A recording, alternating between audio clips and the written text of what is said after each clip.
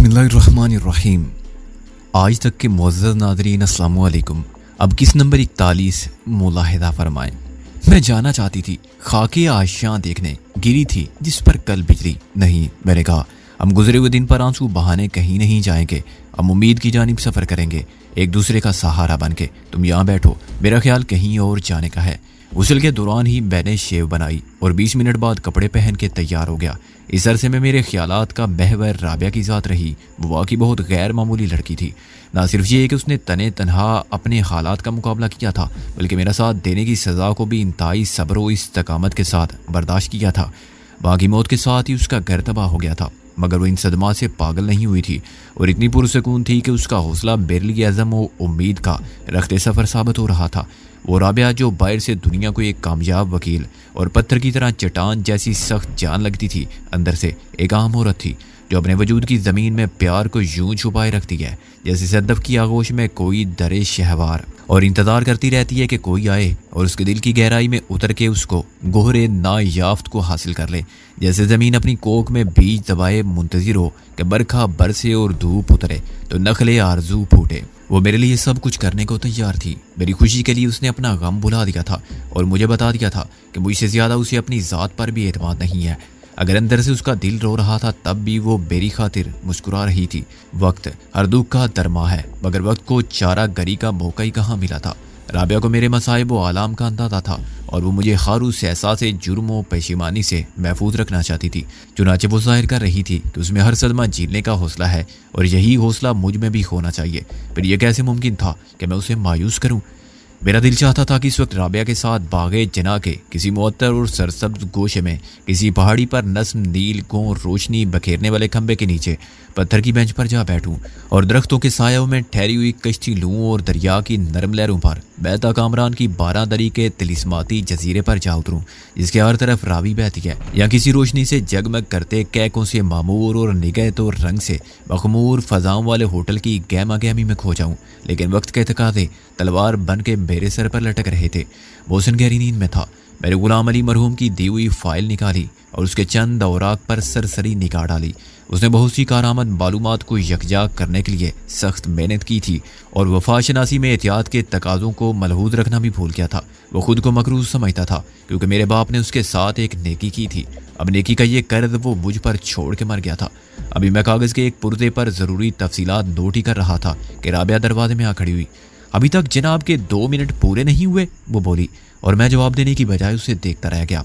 उसने लिबास बदल लिया था और उसने वही साड़ी बांध ली थी जो उसने पहली बार मुझसे जेल में मुलाकात करते वक्त बांधी थी और जिसे देखकर मौसम गुल सुबह बहारा और सोहने गुलशन जैसे इस्तारे ज़ेन में आते थे। फूली फूल खिल उठे थे मेरे वीराने में, फूली फूल खिल उठे थे मेरे वहराने में। ऐसी हैरानी से क्या देख रहे हो? वो बोली, हम औरतें तो तैयारी के मामले में ख्वाह मुखा बदनाम है। तुम में जो बात है वो कुछ और है, मैंने उठते हुए कहा। और तैयार क्या हम नहीं हैं? राबिया को अभी तक कार वापस नहीं मिली थी। एसीएम से रिलीज आर्डर देर से मिले थे और पुलिस कोशिश के बावजूद उसी दिन ज़ाब्ते की कार्रवाई पूरी न कर सकी थी। कार का हुलिया तो टक्कर मारने से बिगड़ चुका था और डेंटिंग पेंटिंग कराए बगैर उसको दिन के वक्त चलाना लोगों को खासी तफरीह फराहम करता, मगर रात को ये कार वसीला सफ़र बनने के अलावा खुलूवत फराहम कर सकती थी। कार में बैठे हुआ आदमी हुजूम से अलग हो जाता है और खुद को उतना ही महफूज तस्वुर करने लगता है जितना अपने कमरे की 4 दीवारों पर कायम छत के नीचे। हम बाहर निकले और बैरे एहतियातन खाली सड़क पर दोनों जानिब निगाह डाली, लेकिन रात का अंधेरा इतना गहरा हो चुका था कि मुझे कुछ दिखाई ना दिया। राबिया से छुपा के मैंने भरा हुआ रिवाल्वर साथ रखा था, मगर कोई बेखबरी में आ लेता तो ये हिफाजती इंतजामात बेमसरफ साबित होता। इसी एहतियात पसंदी के बायस मैंने इस टैक्सी ड्राइवर को गौर से देखा जिसने हमें देखकर टैक्सी रोक रही थी। राबिया के साथ पीछे बैठ के मैंने ड्राइवर को निस्बत रोड चलने के लिए कहा और अगरचे वो सही रास्ते से जा रहा था, लेकिन मैं रिवाल्वर निकालने की पोजीशन में मुस्तैद बैठा था। जब वो हमें निस्बत रोड पर उतार के और किराया रुखसत करके हो गया, तब भी मैं टैक्सी को दूर जाते देखता रहा। क्या बात है सिकंदर? राबिया ने कहा, रास्ते भर तुम बहुत खामोश और कशीदगी का शिकार रहे हो। सांप का कांटा रस्सी से डरता है, ये बात बड़े तल्ख तजरीबात का निचोड़ है। मैंने कहा, मुझे एक डर तो अपनी जान का था, दूसरा जाने जाना का। क्या इस बात को निस्बत रोड से कोई निस्बत है? मैंने रास्ते में पूछना मुनासिब नहीं समझा। या हम किसी से मिलने आए हैं? मैंने कहा, एक लड़की से जो पहले डिसिल्वा की सेक्रेटरी थी। बहुत खूबसूरत थी क्या? राबिया ने शोखी से कहा और हम साथ साथ चलने लगे। ये आलम है शौक का, खूबसूरत तो यकीनन होगी, वरना डिसिल्वा की सेक्रेटरी वो कहाँ से होती। लेकिन देखे बगैर मैं ये शर्त बहरहाल लगा सकता हूँ कि तुमसे ज्यादा नहीं होगी। देखना, अब ये है कि वो किस साल में है। मुमकिन है वो किसी की बीवी हो या एक बोली बसरी कहानी के सिवा कुछ भी ना हो, जिसे कोई दोहराना भी गवारा ना करे। जब उसे डिसिल्वा ने रुखसत किया तो उसके माथे पर कलंक का एक टीका सजा दिया था कि सुंदर है। लोग वफादार और ताबेदार मुलाजिम को अलग करते हैं तो कोई सर्टिफिकेट जरूर देते हैं, लेकिन डिसिल्वा की अता करदा सनद ने उस लड़की को क्या दिया? बदनाम मुस्तकबिल का अकेलापन या बेगैरती की मौत। यह भी हो सकता है कि समझदारी से काम लिया हो तो उस लड़की ने कलंक के टीके को माथे का झूमर बना लिया हो और अपने माजी से दामन छुड़ा के भाग गई हो, किसी ऐसी जगह जहाँ उस माजी की परेशानियां भी ना पड़े। लेकिन वो मिल जाए तो अच्छा है। मैं उससे मुकम्मल राजदारी के वादे के साथ ये पूछना चाहता हूँ कि डिसिल्वा ने उसके साथ क्या जुल्म किया था। उसका सारा कच्चा चिट्ठा मालूम करना चाहता हूँ। और तुम्हारा ख्याल है वो तुम्हें फौरन बता देगी? नहीं, मुझे ऐसी कोई खुशफहमी नहीं है, मैंने कहा। इसलिए मैं तुमको साथ लाया हूँ अपना एतबार कायम करने के लिए, मैंने कहा। बिलफर्दे महाल उसने बता दिया कि डिसिल्वा शैतान है और उसकी खबासत की दास्तान भी सुना दी तो उसका फायदा? मैं उसको बतौर गवाह इस्तेमाल करूंगा, किसी कानूनी अदालत में नहीं, एक और लड़की के सामने जो अब डिसिल्वा की सेक्रेटरी है, मैंने कहा। मुझे अंदेशा है कि उसकी जिंदगी का अंजाम भी बुरा होगा, बल्कि बदतरीन होगा। वो कल तक जिंदा रही तो डिसिल्वा की असलियत मालूम हो जाने के बाद समझ जाएगी कि उसने बेवकूफ़ी या ला इल्मी में डिसिल्वा के लिए एक कत्ल कर दिया है, मगर डिसिल्वा ने उससे मोहब्बत के नाम पर जो वादे किए हैं वो कितने बेहैसियत हैं। और जैसे लोग आला एक कत्ल को फौरन ठिकाने लगाने की फिक्र करते हैं, ऐसे डिसिल्वा के लिए उसको ठिकाने लगाना ज़रूरी हो गया है, क्योंकि ना सिर्फ ये कि मैंने उसे शनाख्त कर लिया था बल्कि शिद्दत जज्बात में उसका इज़हार भी कर दिया था। सिकंदर, तुम उस लड़की डिसिल्वा की मौजूदा सेक्रेटरी को अभी खबरदार नहीं कर सकते। राबिया परेशान होकर बोली, तुम्हें पता मालूम है उसका नाम है शैला। मालूम नहीं क्रिश्चियन है, हिंदू है या मुसलमान। माँ और एक छोटे भाई के साथ गुलबर्ग में रहती है। बाप शायद मर चुका है या अलग हो गया है। मैंने जेब से कागज का पुर्जा निकाला, इस पर दोनों पते लिखे हुए थे। और अगर हम अलमास यानी उस साबका सेक्रेटरी से बात करने में कामयाब हो गए तो गुलबर्ग भी चले जाएंगे। वहाँ भी तुम्हें आगे जाके बात करनी होगी। मुझे तो वो देखते ही बिदक जाएगी। यूं समझ लो कि मैं भी तुम्हें आलाकारी बना के साथ लाया हूँ, मगर मेरे मकासद नेक हैं। अगर डिसिल्वा की मौजूदा सेक्रेटरी शैला उससे बदन होगी तो वो हमारा साथ देने पर मजबूर होगी और ऐसी बहुत सी बातें बता सकेगी जो डिसिल्वा को बेनकाब करने में मुआवन साबित होंगी, बशर्ते कि हम उसे तहफ़्फ़ुज़ की ज़मानत फराहम कर सकें और यकीन दिला सकें कि हम वाकई उसकी हिफाजत कर सकते हैं। मैं जानता हूँ आज तुम्हारा मूड तफरी का था और ख़ुद मैं भी यही चाहता था कि इन मसाइल से दामन छुड़ा के तुम्हारे साथ रहूँ और दूसरी बातें करूँ, मगर ये रात एक लड़की की ज़िंदगी और मौत के दरमियान हायल है। अगर मैं ये काम कल पर उठा के रखता तो शायद मेरी मेहनत रायगाह जाती। मजबूरन मैं तफरीह के साथ इस मकसद को शामिल कर रहा हूँ। फिर तुम्हारी वजाहत में मादरत का अंदाज क्यों है? राबिया ने कहा। तफरीह एक जिंदगी को बचाने के मिशन से ज्यादा अहम तो नहीं है, लेकिन मेरा ख्याल है तुम्हें पहले यहाँ आने के बजाय शैला के पास जाना चाहिए था। फौरी खतरा तो उसकी जात को लाहक है। अगर तुम उसे शिनाख्त कर चुके हो तो डिसिल्वा को पहले उसकी तरफ से तशवीश लाहक होगी। अलमास अभी महफूज है। मैं चलते चलते रुक गया। कहती तो तुम ठीक हो, लेकिन शैला मुझे जानती है, वो तुम्हें भी जानती है। अगर किसी तरह अलमास खुद उससे बात करने पर रजामंद हो जाए तो हमारी कामयाबी के इम्कानात रोशन हो जाते हैं। मगर कोशिश कर लेने में क्या हर्ज है? वो मेरा बाजू थाम के बोली। दलाइल देना तो मेरा पेशा है और तुम भी कायल करना जानते हो। वो जरा भी समझदार होगी तो यकीन कर लेगी कि उसकी पोजीशन कितनी खराब हो गई है। वो डिसिल्वा की सेक्रेटरी है, उसके किरदार को पहचानती होगी। ऑल राइट, मैंने कहा, मैं ये चांस लेता हूँ, लेकिन मेरी सूरत देखते ही उसने दरवाजा बंद कर लिया तो ये उसकी बदबख्ती की दलील होगी। हम लौट आएंगे, राबिया बोली। वैसे तदबीर चारा करो तो हर बंद दरवाजा खुल जाता है। राबिया ने मेरी सोच की समत बदल दी थी। उसने ठीक कहा था कि खतरे में शैला की जिंदगी है तो मुझे पहले उसकी फिक्र करनी चाहिए। अभी अलमास की तरफ डिसिल्वा का ध्यान कैसे जा सकता है? उसकी गवाही शैला को कायल करने के लिए ज़रूरी थी, लेकिन यह नामुमकिन नहीं था कि शैला उसके बगैर ही कायल हो जाए। बसूरत दीगर हम अलमास को शैला के रूबरू कर सकते हैं। वो दोबारा टैक्सी में बैठ के गुलबर्ग जाते हुए बै तय कर चुका था कि मुझे क्या करना है। दरवाज़ा बंद पा के लौट आने का ख्याल मेरे लिए नाकाबिले कबूल था, लेकिन मैंने इसका इज़हार राबिया पर नहीं किया। आधे घंटे बाद मैंने टैक्सी को सड़क पर छोड़ा और हम एक बाई लेन तक पैदल गए। इंसानों की ये बस्ती वैरान पड़ी थी। यूँ लगता था जैसे यहाँ इंसान नहीं रहते, कारें रहती हैं जो हर घर के सामने खड़ी थी और मुसलसल आ जा रही थी। बस्ती के मकीन अपने पुरतकल्लुफ पूरा आसाइश घरों के बेडरूम में महवे इस तरह थे। डाइनिंग रूम में इनवाओ इकसाम के खानों से डिनर टेबल सजाए बैठे थे और ड्राइंग रूम में मेहमानों की मदारात कर रहे थे या टेलीविजन प्रोग्राम देखने में महव थे। एक एक और दो दो कनाल की शानदार कोठियां मुकम्मल लाताल्लुकी और गुरूर के साथ एक दूसरे से इतनी दूर थी जितनी उनके अंदर रहने वाले हमसायगी के एहसास से दूर थे। किसी फर्म के मैनेजर की सेक्रेटरी का इतनी कलील तनख्वाह के साथ यहाँ रहना बईद अज़ था, लेकिन शैला के बारे में फ़र्ज़ किया जा सकता था कि उसके अखराजात की आशिकाना जिम्मेदारी डिसिल्वा ने कबूल कर रखी होगी या खुद शैला को भी इस नाजायज़ कारोबार की आमदनी में शरीके कार की हैसियत से माकूल मुनाफा मिल रहा होगा।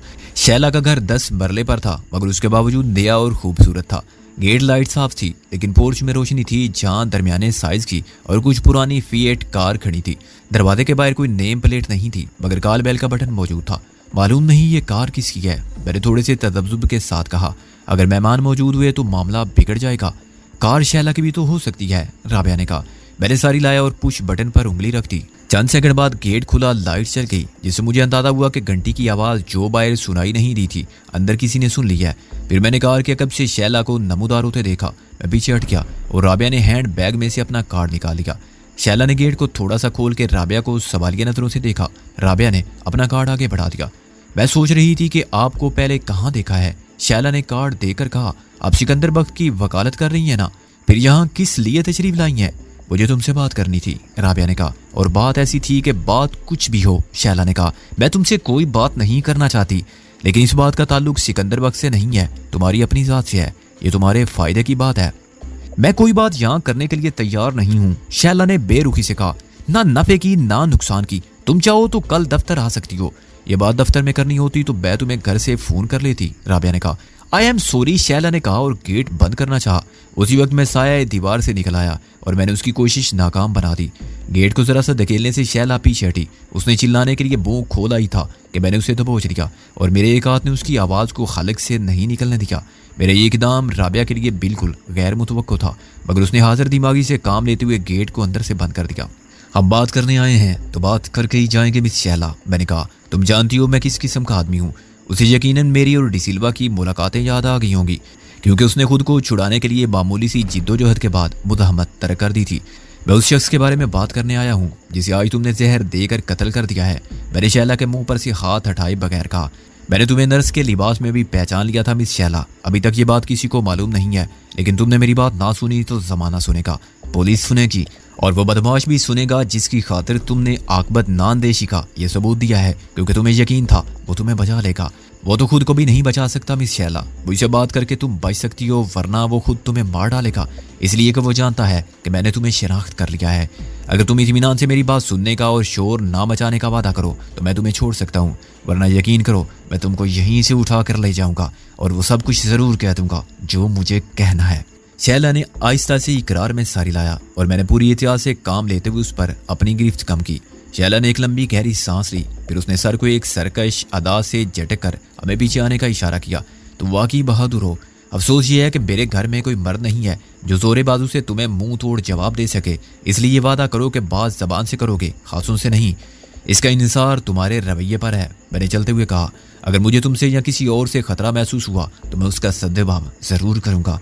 मैंने इत्मीनान से रिवाल्वर निकाला, उलट पलट कर देखा और फिर जेब में रख लिया।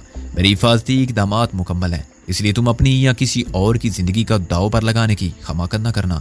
हम ऐसे दोस्ताना माहौल में भी बात कर सकते हैं कि तुम्हारी माँ और छोटे भाई को पता भी ना चले और तुम्हारे हक में यही बेहतर है कि उनको कुछ मालूम ना हो, वरना वो ख्वाह मुख्वाह परेशान हो जाएंगे। रिवाल्वर देखते ही शैला का रंग उठ गया और खुद राबिया चलते चलते ठिठक कर रुक गई थी। हम तुम्हारे दोस्त बनकर आए हैं शैला, दुश्मन बनकर नहीं, राबिया ने हमदर्दाना लहजे में कहा। यकीन करो या ना करो। शैला के साथ हम एक ड्राइंग रूम में दाखिल हुए जो ज्यादा बड़ा तो नहीं था मगर खूबसूरत असबाब आराइश और फर्नीचर से भरा पड़ा था। यहाँ किसी के आने का इम्कान तो नहीं है, मैंने बैठते हुए कहा। मेरी माँ या भाई जाग रहे होते तो जरूर आते, शैला मुझे घूरते हुए बोली। भाई सरे शाम सो जाने का आदी है, माँ बीमार है, बाहर से भी कोई आएगा तो तुमसे पहले हम देखेंगे, आने वाला डिसिल्वा तो नहीं है, मैंने कहा। तुम बहुत बेवकूफ़ हो मिस शैला, वो यहाँ आएगा तो तुम्हें कत्ल करने के लिए, क्योंकि उसके लिए तुम्हारी अफादियत खत्म हो चुकी है। उल्टा तुम्हारा वजूद उसके लिए बायस खतरा है। ऐसी बातें करके तुम मुझे डिसिल्वा से बदन नहीं कर सकते, शैला ने खड़े खड़े कहा। उससे हसद करने वाले बहुत हैं और तुम तो उसके दुश्मन हो। ये ठीक है कि मैं उसका दुश्मन हूँ, मगर मैं तुम्हारा दुश्मन नहीं हूँ और ना तुम दुश्मनी का सबब हो। मैंने कहा, तुमको जज्बात ने अंधा कर दिया है, इसलिए तुम डिसिल्वा का असल चेहरा देखने से कासिर हो। तुम्हें उसकी मोहब्बत के वादों पर यकीन है, लेकिन ऐसे ही वादे वो पहले भी कई लड़कियों से कर चुका है। मैं तुम्हें उन सब से मिलवा सकता हूँ। वो तुम्हें बताएंगी कि डिसिल्वा ने उनके साथ क्या क्या धोखा किया, किस तरह उनको सुनहरे ख्वाबों और मीठी मीठी बातों के जाल में गिरफ्तार किया और उनको अक्लो होश से इस हद तक बेगाना कर दिया कि वो उसकी खातिर सब कुछ करने को तैयार होगी। फिर तुम्हारी तरह उनसे भी कोई ऐसा जुर्म सरजद हुआ कि डिसिल्वा ने उनको ब्लैकमेल किया। वो अपने तमाम वादों से फिर गया और उन लड़कियों को निकाल बाहर किया। वो रोने धोने के सिवा कुछ न कर सकी क्योंकि वो मजबूर थी। डिसिल्वा का आलाकार बन के वो कानून की निगाह में मुजरिम हो गई थी।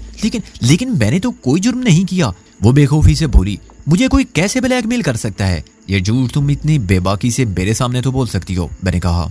लेकिन पुलिस के पास इकबाले जुर्म कराने के लिए सिर्फ हाथ नहीं होते और वो बातों या लातों पर इक्तफा नहीं करते। मुझे इसका तजर्बा हो चुका है। तुम तो एक औरत हो, तुम्हारी कुव्वत मुज़ाहमत तो रेत की दीवार से भी ज्यादा नापायदार साबित होगी। वक्ती तौर पर तुम नर्स के लिबास में उन सब की नजरों को धोखा देने में कामयाब हो गई थी जिन्होंने तुमको पहले नहीं देखा था। लेकिन तुम्हारी बदकिस्मती के ऐन वक्त पर मैं पहुंच गया और मैंने तुम्हें इर्तकाबे जुर्म करते देख लिया। तुमने उस बूढ़े गोरकन को दिए जाने वाले ग्लूकोज में साइनाइड मिला दिया था। एक इंजेक्शन के जरिए बूढ़ा मर चुका है और उसकी मौत का सबब भी मालूम हो चुका है।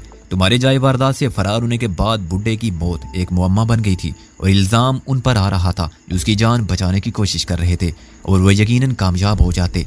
ये डर ना होता तो डिसिल्वा तुम्हें ऐसे संगीन इकदाम पर मजबूर ना करता। ये झूठ है। शैला ने बाजू का सहारा लिया और सोफे पर टिक गई। मैंने किसी को कत्ल नहीं किया, तुम्हें गलतफहमी हो गई होगी। गलतफहमी? बहन साहब, पहले तो मुझे याद ही नहीं आया था कि एक नर्स की सूरत मुझे जानी पहचानी क्यों लगी थी, और जब वो नर्स पुरअसरार तौर पर गायब हो गई जिसका हमले से कोई ताल्लुक नहीं था, तो मुझे अचानक याद आ गया कि नर्स के भेस में तुम अपना काम कर गई हो।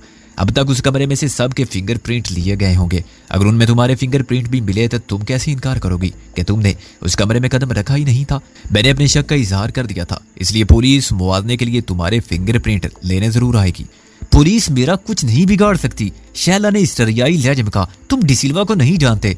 मैं उसे तुम नहीं जानती मिस शैला, मैंने तंज और तलखी से कहा। मेरा ख्याल था कि अब तक वो तुमको ये सब कुछ बता चुका होगा, लेकिन वो अभी तक आया नहीं, तो इसका मतलब ये भी हो सकता है कि वो पूरा बंदोबस्त करके आए।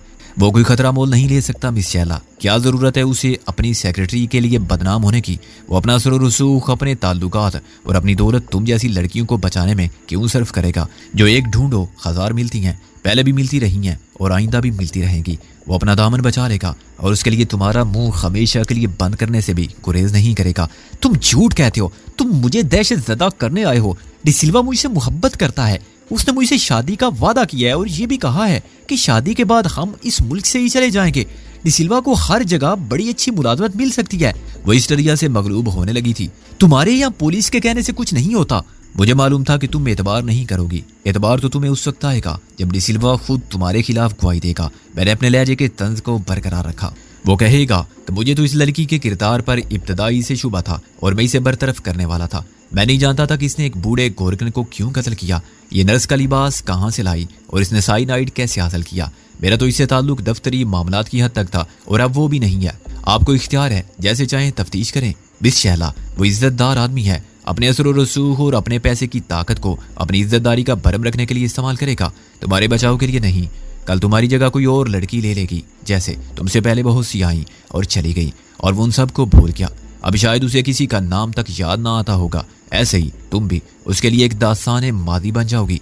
तमाम उम्र अपनी हसरतों पर आंसू बहाती रहोगी जो पूरी ना होगी और अपनी जज्बाती हमाकत पर एहसास पेशीमानी में मुबतला रहोगी और एक झूठे दगाबाज और बक्कार आदमी से इंतकाम लेने की ख्वाहिश में तड़पती रहोगी, मगर उसका कुछ नहीं बिगाड़ सकोगी।